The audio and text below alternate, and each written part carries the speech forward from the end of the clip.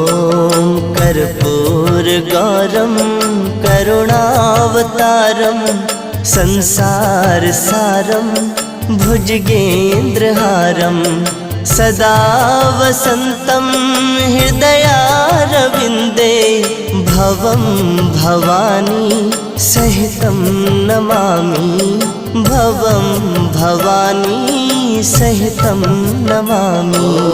कर्पूरगौरं करुणावतारं संसारसारं